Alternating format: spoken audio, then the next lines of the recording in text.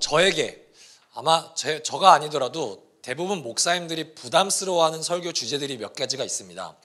저에게 딱 두 개를 뽑으라면은 첫 번째는 돈이 될 것 같고요. 그리고 두 번째로는 성이라는 주제가 좀 많이 부담이 됩니다. 왜냐하면은 시대가 흐르면 흐를수록 사람들은 성경이 제시하는 방향성을 거부하기 때문입니다. 자기 마음대로 돈과 성을 다루고 싶어 합니다. 그래서 듣는 사람들의 마음에 가장 갈등이 많이 일어나는 주제가 돈과 성이라고 저는 생각을 합니다. 또한 듣는 회중인 여러분뿐만 아니라 설교자인 저 역시도 목사님은 많이 깨끗하세요? 라고 질문을 하면은 사실 그렇게 깨끗하진 않은 것 같습니다. 물론 제가 무슨 성범죄를 저지르고 전자발찌 없습니다. 근데 그렇다고 해서 내가 하나님 앞에 하나님 저는 순결합니다. 저는 거룩합니다. 이렇게 나아가는 스탠스로 설교를 할 수는 없다는 거죠. 저 역시도 하나님 앞에 음욕이 없다고 자부할 수 없기 때문에 그렇습니다. 오늘은 본문에 따라서 성에 관한 설교를 나눌 텐데요. 세 가지 부분으로 설교를 진행하려고 합니다. 첫 번째, 성은 무엇이고 간음은 무엇인가? 두 번째, 음욕의 위험성에 대해서 우리가 좀 나누도록 하겠습니다. 마지막으로 그렇다면 우리는 음욕에 대해서 어떻게 자유로워질 수 있을까? 이 세 가지를 좀 나누겠습니다. 먼저 성은 무엇이고 간음은 무엇인가? 자, 성, 영어로는 뭡니까? 섹스죠. 우리는 19세 미만이 없으니까 이 단어를 당연히 자연스럽게 해도 상관없죠. 성이라는 단어를 들을 때 여러분은 보통 어떤 느낌이 드십니까? 보통 이 주제를 교회에서 꺼내는 거를 되게 힘들어합니다. 그런데 사람들이 대부분 이런 태도를 보이기 때문이에요. 아, 야한데? 아, 좀 민망한데? 좀 천박한데? 그렇게 반응하면서 성을 부정적으로 바라보고 회피하는 사람들이 먼저 있습니다. 두 번째, 그와 반대로 성을 자연스럽고 불가피한 욕구로 바라보는 사람들도 많습니다. 오죽하면 식욕, 수면욕과 더불어 성욕을 3대 욕구로 생각하는 사람들도 굉장히 많습니다. 그냥 필요할 때마다, 내가 원할 때마다 거리낌 없이 내 욕구를 채우면 된다 라고 생각하는 사람들도 존재합니다. 자, 그렇다면 한쪽은 너무 성을 좀 꺼려하고 한쪽은 너무 성을 개방적으로 내가 원하는 대로 할 수 있다고 이야기하고, 성경이 말하는 성윤리는 뭘까요? 여러 가지 책을 다 읽어봤는데 제가 가장 좋아하는 목사님인 팀 켈러 목사님이 그리스도인의 성윤리를 이런 문장으로 정의합니다. 결혼을 말하다, 결혼을 준비하시거나 결혼하신 분들은 이 책을 꼭 읽어보셨으면 좋겠는데요. 결혼을 말하다라는 책에서 팀 켈러 목사님은 이런 표현을 씁니다. 성은 결혼의 울타리 안에서 남성과 여성 사이에 사용하도록 하나님이 주신 선물이다. 그러니까 천박하게 대할 수가 없다는 거예요. 성은 야해. 목사님 왜 그런 얘기해요 오늘 설교 때. 그런 게 아니에요. 성은 하나님이 주신 선물입니다. 너무 아름다운 선물이요. 자, 그런데 이 문장에서 불쾌함을 느끼는 부분이 누군가에게는 있을 수가 있습니다. 두 부분이 불쾌할 수 있는데요. 첫 번째로는 남성과 여성 사이에 사용하도록, 이것에 대해서 불쾌함을 가질 수도 있습니다. 특별히 동성애자들 같은 경우에는 이 문장이 굉장히 폭력적으로 다가올 겁니다. 우리 교회 안에서는 그냥 제 예상으로는 남성과 여성 사이에 사용하도록 이 문장에는 불쾌함이 없을 겁니다. 그런데 아마 여러분 중에는 뭔가 이 문장에 찔리거나 불쾌함이 되는 이유가 있다면 결혼의 울타리 안에서 이 문장이 굉장히 내 마음 가운데 상처를 주거나 도전을 주거나 혹은 불쾌함을 줄 수도 있습니다. 성경에서 간음이라는 단어를 정의할 때는 간단합니다. 결혼한 남녀를 벗어난 모든 성관계를 성경은 간음이라고 얘기합니다. 심지어 이거는 진보적인 신학자들, 보수적인 신학자들 너나 할 것 없이 간음의 범주는 간단합니다. 결혼한 남녀를 벗어난 성관계는 모두가 간음입니다. 그렇다면 왜 성경은 결혼 안에서의 성관계를 그토록 강조하는 걸까요? 자, 성경에서 결혼과 성관계를 명확하게 언급한 구절이 성경을 펴자마자 굉장히 얼마 안 가서 등장합니다. 우리 창세기 2장 24절을 함께 다 같이 한번 읽어보겠습니다. 시작.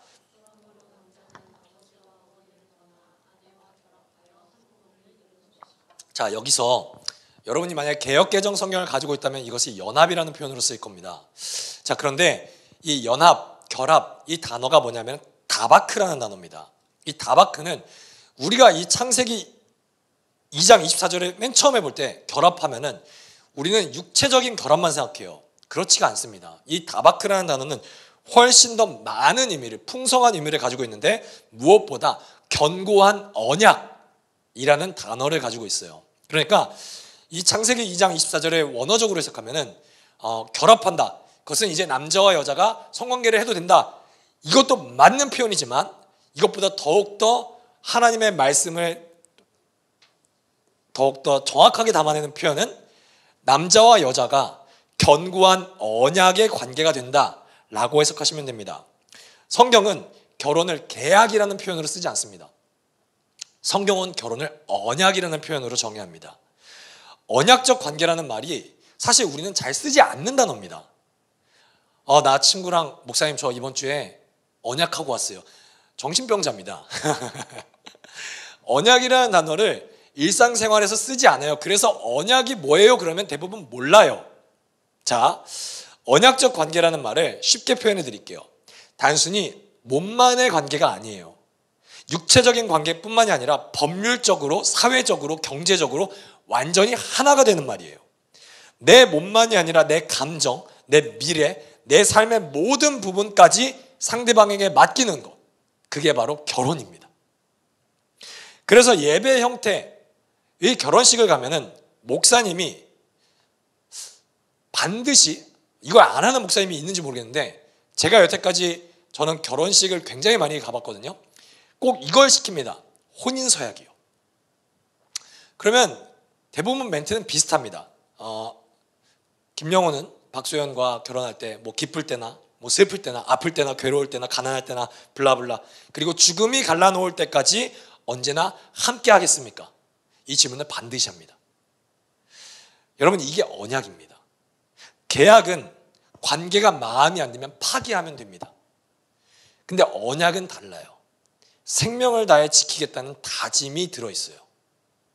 이걸 반대로 이야기해 보면은 성경은 상대방과 정서적, 인격적, 사회적, 경제적, 그리고 법률적으로 하나 될 의사가 없다면, 즉 언약적 관계를 맺지 않는다면 신체적으로도 성관계를 나눠서는 안 된다고 말하는 겁니다. 그렇다면 부부 관계를 벗어난 성관계만 하지 않으면 우리는 모두 깨끗한 거냐라는 질문이 있을 수 있습니다. 28절 다 같이 한번 읽어보도록 하겠습니다. 시작. 그러나 나는 너희에게 말한다.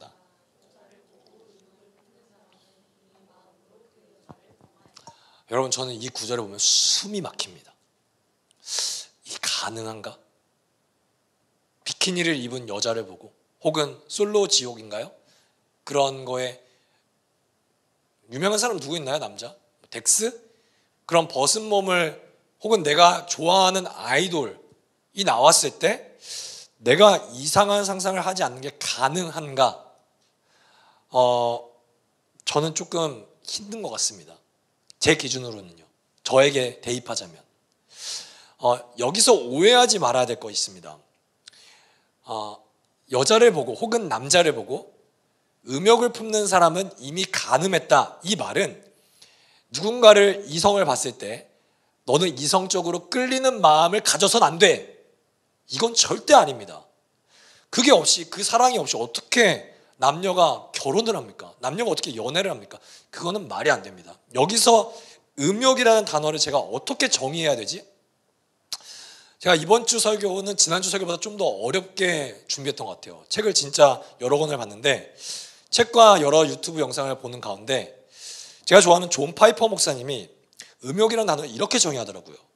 음욕이란 하나님이 완전히 선하게 만드신 성적 욕구에서 인간을 향한 존중을 제거하고 거룩하신 하나님을 향한 최대한의 존중을 제거한 것이 음욕이다.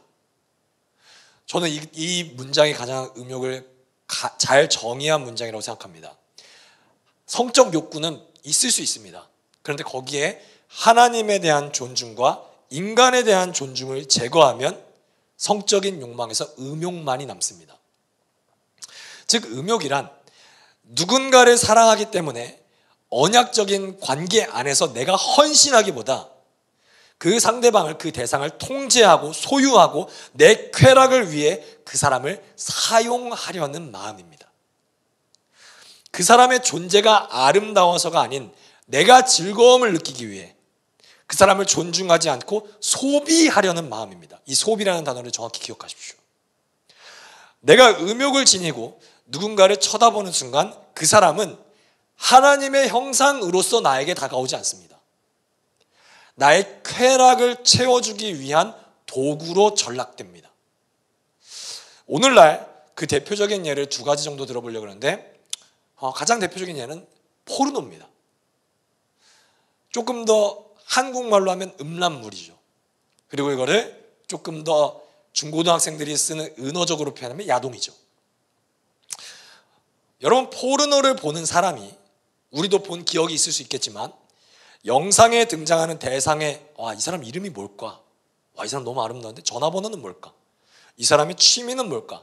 MBTI는 뭘까? 이거를 생각하면서 보는 사람이 있을까요? 저는 없다고 자부합니다. 오직 내 쾌락을 만족시킬 몸짓만 해주기를 요구합니다. 그리고 이 영상에 등장하는 사람이 나를 만족시키는 순간 어떻게 합니까? 클릭 한 번으로 창을 닫습니다. 이 순간 이 영상 속에 등장하는 사람에게 하나님의 형상이라는 가치는 존재하지 않습니다. 오직 내 쾌락을 채워줄 벌거벗은 도구만 존재할 뿐이죠. 포르노에 중독되면 중독될수록 결혼을 하고 나서도 배우자와 성관계를 할 때 배우자의 아름다움을 생각하는 것이 아니라 영상 속의 사람을 떠올립니다. 이것은 배우자 간의 정서적이고 친밀한 관계가 파괴되는 지름길입니다. 여러분 연애를 하고 계시는 분 있죠? 그리고 결혼하시는 분이 있을 겁니다. 내 상대방이 내 남자친구 혹은 내 남편, 내 아내, 내 여자친구가 포르노를 보면서 자위 행동을 하는 것을 여러분이 목격하거나 알게 됐을 때 여러분은 뭐라고 생각하시겠습니까? 다행이다. 나로서는 채워지지 않는 만족을 영상 속의 어떤 남자와 여자로 채워져서 참 다행이다. 여러분 이렇게 생각하시는 분 계신가요? 아니요. 굉장히 분노를 느낄 겁니다. 그리고 굉장히 여러분은 수치심까지도 느낄 수 있습니다. 그리고 그 분노와 수치심은 나를 향한 배신감으로도 느낄 수가 있습니다. 정서적으로 무너질 확률이 굉장히 큽니다. 그래서 여러분 보는 것을 주의하십시오. 그것은 여러분들이 평생을 사랑해야 될 여러분들의 배우자를 향한 명백한 반역입니다. 두 번째, 요즘 사람들이 문화처럼 여기는 게 있습니다. 혼전 성관계죠. 그리팅 시간에도 나왔죠. 그리고 이 혼전 성관계는 무엇으로 발전합니까? 동거로 발전합니다. 사람들이 동거에 대한 이유를 대부분 이렇게 설명합니다. 목사님, 결혼해서 평생 살잖아요. 그렇다면 내가 결혼을 해도 될 사람인지 체험하면서 알아봐야 돼요. 몸의 궁합이 맞는지, 이 사람과 나의 성향이 맞는지 나는 확인하고 결혼하고 싶어요. 여러분 제가 설교를 준비하면서 통계를 하나 봤는데요. 대한민국뿐만 아니라 전 세계적으로 통계를 보잖아요. 정말 놀라운 통계가 하나 나옵니다. 그것은 뭐냐면은 놀랍게도 동거를 안 하고 결혼한 커플보다 동거를 하고 결혼한 커플의 이혼율이 월등히 높습니다. 또한 동거가 결혼으로 제가 말하는 결혼식은 안 하더라도 사실적인 법적인 혼인신고, 법적 혼인 관계로까지 연결되지 않을 확률도 굉장히 높습니다. 동거나 혼전 성관계, 흔히 사람들이 원나잇이라고 부르는 관계는 쌍방이 동의하고 장소만 있으면 가능합니다. 그러니까 투자 비용이 적어요. 좀 더 성경적으로 고급스러운 언어로 말씀드리자면 내가 그렇게까지 헌신하지 않아도 된다는 말입니다. 법적인 헌신, 그리고 내가 내 재산을 합치는 헌신, 이런 걸 하지 않아도 됩니다. 그냥 공간적인 호텔을 빌리거나 동거로 따지면 그냥 월세를 내면 됩니다. 그 정도는 이제 20대 후반, 30대, 40대에게는 해볼 수 있는 일이라고 생각합니다. 근데요, 여러분, 동거를 주장하는 사람이 이 상대방에게 나는 너랑 평생 동거할 거야, 이러고 동거를 하는 사람이 있나요? 제 생각엔 없습니다. 나는 너랑 평생 동거할 걸 약속해, 그러고 동거를 시작하는 사람은 거의 없을 겁니다. 이 사람은 상대방을 존재로 바라보지 않기 때문입니다. 이 사람은 지금 상대방이 날 만족시킬 수 있는지 기능적인 테스트를 하는 겁니다. 여러분, 차로 따지면 시승이에요. 마음에 안 들면 이후에 계약은 안 하는 겁니다. 테스트를 한다는 것은 뭐가 따라옵니까? 반드시 평가가 따라옵니다. 설령 그 동거의 기간, 내가 준 테스트에 이 사람이 합격을 해서 결혼을 하죠.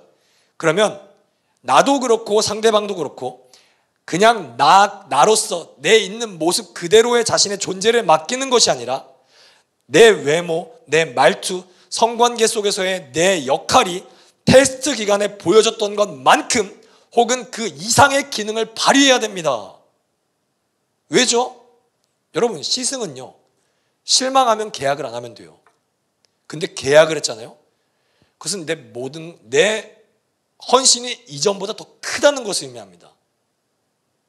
근데 시승 때보다 기능을 못 하잖아요. 이 사람은 배신감을 느낍니다. 그리고 계약을 파기하죠. 상대방을 만족시키지 못할까 봐 결혼을 하고서도 늘 두려움에 떨며 살아야 됩니다. 왜냐? 만족하지 못하는 순간 버림받으니까요. 이렇게 되면은 나의 약점과 나의 약한 모습들을 배우자에게 보여줄 수가 없습니다. 결혼을 하고 나서도 내 모습을 있는 그대로가 아니라 서로에게 내 상대방이 인정하는 모습을 보여주기 위해 계속 끊임없이 나를 포장해야 됩니다. 여러분, 그 결혼 생활은 지옥입니다.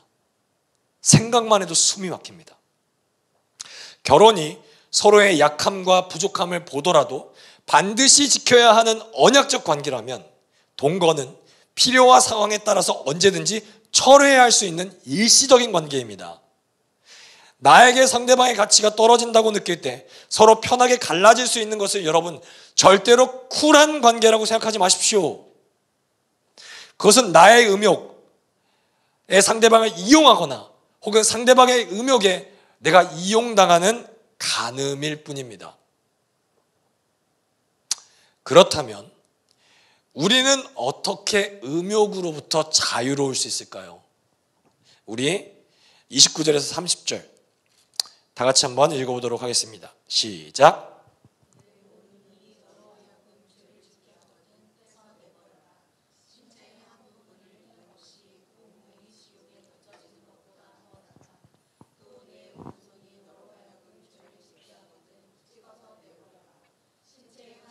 잃는 것이 온몸이 지옥에서 던져지는 것보다 더 낫다. 오늘 설교의 장르를 공포로 변경하겠습니다. 설교를 적용하기 위해서 오늘 제가 제 사비를 들여서 철물점에서 여러분은 인원수만큼 도끼를 준비해놨습니다. 집에 가실 때 하나씩 가져가시면 됩니다. 그리고 오늘 말씀을 한 주 동안 도전하시고 적용하십시오. 간절히 소망하기는 부디 돌아오는 주일에 우리 모두 사지가 멀쩡하게 돌아올 수 있기를 주님의 이름으로 축복합니다. 물론 뻥이죠. 돈이 그렇게 많지 않습니다. 저는 이 구절만 봤을 때 굉장히 무서워집니다. 아마 이 구절에 적용했다면 지금 우리 교회에 일단 저부터 아마 저는 손으로 마이크를 들 수 없을 겁니다. 그리고 이미 저는 고등학교 때부터 중학교 때라고 해야 되나요? 네, 이미 두 눈이 뽑혔겠죠. 여러분 실제로요 3세기에는 알렉산드리아의 오리겐이라는 학자가 있습니다. 실존 인물입니다. 이 사람은 금욕주의의 극을 달려서 재산을 포기합니다. 그리고 음식을 포기합니다. 그리고 수면욕을 포기합니다. 그리고 이 본문을 지나치게 문자적으로 해석해서 실제로 스스로의 생식기를 거세했습니다. 존 스토트 목사님은 이 말씀을 도끼를 줄 테니 다음 주에 이제 죄를 지으면 신체를 절단해 라는 뜻의 의미로 해석하지 않습니다. 이거를 금욕의 의미로 해석합니다. 예를 들자면 선정성이 있는 영상일 경우 아무리 많은 사람들이 보고 그게 재밌다고 해도 시청하지 않는 겁니다. 유혹이 있을 것 같은 이성의 만남에는 우리가 회피하는 겁니다. 가장 대표적인 경우가 결혼 전에 연인이 외딴 곳으로 여행을 가는 겁니다. 방을 2개를 잡으십시오. 여러분의 믿음을 그렇게 자부하지 마십시오. 반드시 넘어질 확률이 큽니다. 결혼 후의 여행을 도모하십시오. 그게 여러분에게 안전합니다. 금욕으로 대처하는 것도 우리를 어느 정도 음욕으로부터 지켜줄 수 있다고 저는 생각합니다. 확실히 도움은 되겠죠. 그리고 우리는 완전 오리겐처럼 우리를 절단하진 않지만 계속해서 죄와 싸워야 됩니다. 왜냐하면 죄와 싸우지 않으면 죄가 우리를 죽일 거니까요. 자, 그러나 제가 방금 전에 말씀드렸지만 여러분의 의지, 이 여러분의 저도 포함됩니다. 저와 여러분의 의지가 끝까지 금욕을 붙잡고 금욕을 실천할 수 있을 정도로 강할까요? 왜 다들 시선을 회피하십니까? 강하지 않죠. 어떻게 합니까? 이미 넘어졌잖아요. 숨길 필요 없습니다. 우리 인정하실지 모르겠지만 우리의 마음은 생각보다 훨씬 더 죄를 갈망하는 데 최적화되어 있습니다. 행동으로 절제를 시도해 볼 수는 있습니다. 그러나 지난주에도 얘기했죠. 마음의 동기를 변화시키지 못하면 우리 안에 음욕은 절제되어 있지만 쌓이고 쌓여서 결국 뚝이 터지는 순간 우리를 반드시 행위적인 간음에 빠지게 할 겁니다. 그렇다면 목사님 어쩌라는 거예요? 절제하지 말라고요? 아니요, 절제해야죠. 음욕으로 향하려고 하는 우리의 마음을 어떻게 변화시킬 수 있는지에 대해서 말씀을 증거하고 설교를 마치겠습니다. 우리는 이 해답을 찾기 위해서 아까 제가 이 단어를 꼭 기억해달라고 그랬는데 타인을 소비하지 않고, 그러니까 상대방을 소비하지 않고, 우리를 소비하지 않고, 우리를 도구로 보는 것이 아니라 자기 자신을 온전히 헌신하는 사랑의 모델을 먼저 찾아야 됩니다. 요한복음 19장 23절에서 24절 우리 함께 보시죠. 자, 다 같이 한번 읽겠습니다. 시작. 병정들이 예수를 십자가에 못 박은 뒤에 그의 옷을 가져다가 4몫으로 나누어서 한 사람이 한 몫씩 차지하였다. 그리고 속옷은 이음새 없이 위에서 아래까지 통째로 짠 것이므로 그들은 서로 말하기를 이것은 찢지 말고 누가 차지할지 제비를 뽑자 하였다. 이는 그들이 나의 겉옷을 서로 나누어 가지고 나의 속옷을 놓고서는 제비를 뽑았다 하는 성경 말씀이 이루어지게 하려는 것이었다. 그러므로 병정들이 이런 일을 하였다. 자, 우리는요 십자가에 못 박힌 예수님을 생각할 때마다 늘 떠오르는 이미지가 있어요. 그건 뭐냐면은 이제 상반신은 벗겨져 있습니다. 근데 예수님의 생식기 부분은 항상 뭘로 쌓여져 있습니까? 흰색 천으로 쌓여 있다는 생각을 여러분 하시지 않습니까? 왜냐하면 우리는 대부분 예수님을 이미지화할 때 구글에 있는 이미지나 성화의 이미지로 생각하기 때문이에요. 그런데 사그리아 파밀리아 성당을 가잖아요. 가우디가 건축한 그 성당에 가면은 순환의 파사드에 예수님의 성기가 그대로 노출되어 있습니다. 그래서 이 파사드를 건축할 때 교황청에서 소송을 걸었습니다. 맨 처음에. 왜 이렇게 신성 모독이냐. 자, 퀴즈를 하나 내볼게요. 실제로 예수님이 십자가에 못 박히신 그날 예수님은 천을 두르고 계셨을까요? 아니면 알몸이었을까요? 1번 객관식으로 내드릴게요. 1번 두르고 있었다. 2번 알몸이었다. 1번 아무도 없습니까? 2번 알몸이었다. 손 들어주시죠. 99.9% 9999%의 확률로 예수님은 알몸으로 십자가에 못 박혔을 확률이 큽니다. 성경 말씀도 증언하고요.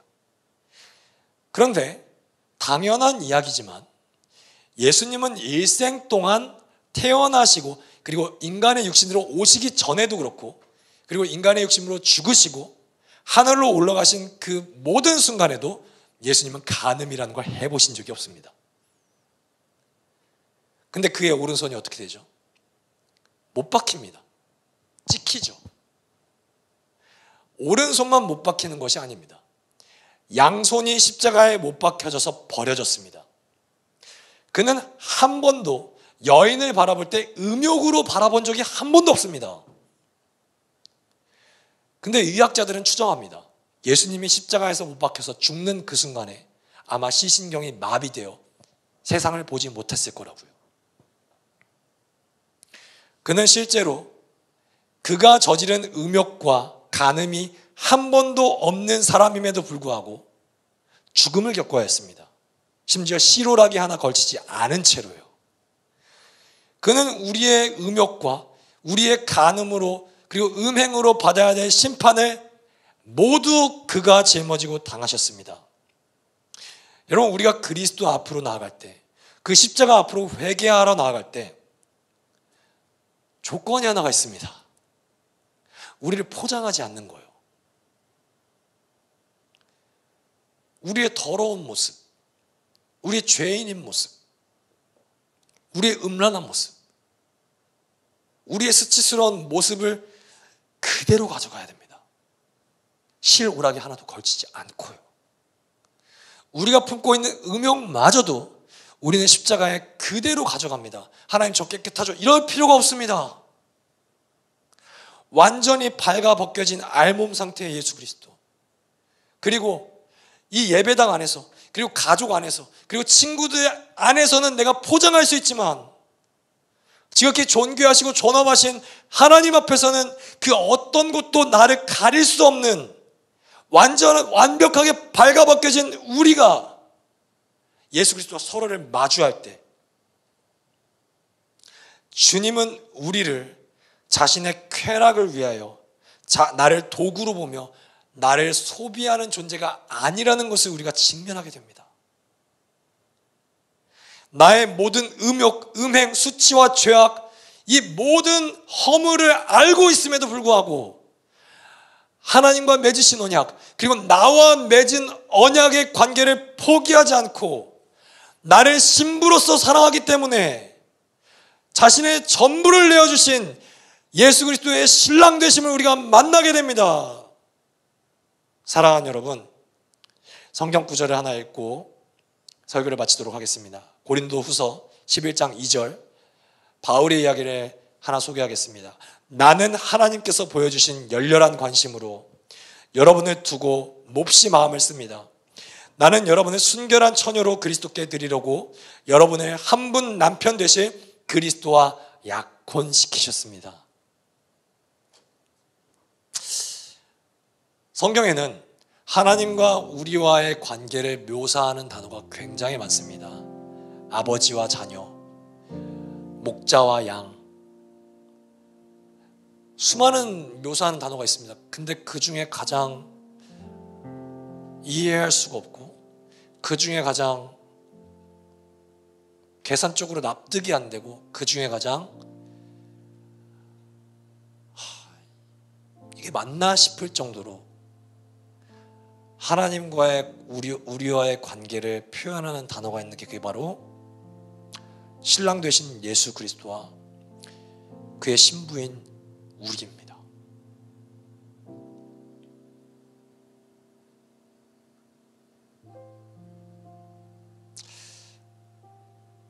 예수를 믿은 순간부터 그리스도께 순결한 신부가 되려고 다짐하죠. 그 다짐을 실천하려고 싸울 겁니다. 저는 질문하겠습니다. 여러분 순결하십니까? 우리가 다른 사람을 향한 음욕을 어떻게 이길 수 있을까요? 이미 넘어졌는데요. 이미 음란물을 봤는데요. 이미 목사님 나는 이미 혼전 성관계가 깨졌는데요. 여러분 금욕은 우리의 음욕은 금욕으로 절제하는 것이 아닙니다. 더 위대한 사랑을 발견하셔야 됩니다. 더 위대한 사랑에 빠지셔야 됩니다. 더 위대한 사랑을 갈망하는 겁니다. 그게 우리의 음욕을 이기게 합니다. 나를 테스트하지 않는 존재, 나의 어떠한 모습도 상관없이 나를 전적으로 사랑해주는 존재를 발견할 때, 그리고 그 존재와 연합하여 신랑과 신부로서의 관계, 그리스도와 교회의 관계를 친밀하게 누릴 때 우리는 그 어떤 여자, 그 어떤 남자로부터도 줄 수 없는 사랑을 누릴 수가 있습니다. 비로소 우리는 진정한 사랑 안에 빠질 때 타인을 향해 품었던 음욕으로부터도 완전히 자유해질 수가 있습니다. 여러분, 사랑하는 라이트하우스 일상가족 여러분, 십자가 앞으로 나아가십시오. 그리스도의 사랑을 누리십시오. 어떤 상황 속에서도 우리와 맺은 언약을 포기하지 않는 그리스도와 같이 기쁠 때나 슬플 때나 어떠한 일이 있더라도 서로를 포기하지 않기로 약속하는 결혼이라는 언약적 관계 안에서 하나님이 선물로 주신 창조하신 아름다운 성을 기쁨으로 누리십시오. 자기중심적으로 상대방을 도구로 소비하려는 음욕의 문화에 여러분 속지 마십시오. 자극적인 사랑이 우리에게 진리가 아닙니다. 더욱더 행복하고 서로를 위해서 나를 헌신할 수 있는 참된 사랑, 그 하나님이 주신 선물인 성을 누리는 우리 모두가 되기를 예수 그리스도의 이름으로 축복합니다.